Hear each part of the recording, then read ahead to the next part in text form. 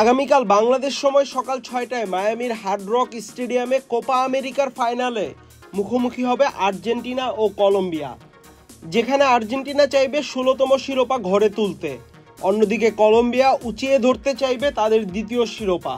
বলাই যায় ফাইনালটি হবে অত্যন্ত প্রতিদ্বন্দ্বিতাপূর্ণ।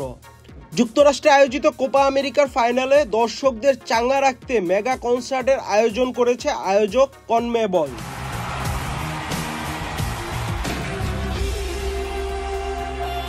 হাফ টাইমের বিরতিতে কনসার্ট আয়োজনের সিদ্ধান্ত নেওয়া হয়েছে, যেখানে গান পরিবেশন করবেন বিশ্বখ্যাত কলম্বিয়ান পপ তারকা শাকিরা। এতে করে হাফ টাইমের বিরতি ১৫ মিনিট থেকে বাড়িয়ে ২৫ মিনিট করার সিদ্ধান্ত নিয়েছে কর্তৃপক্ষ।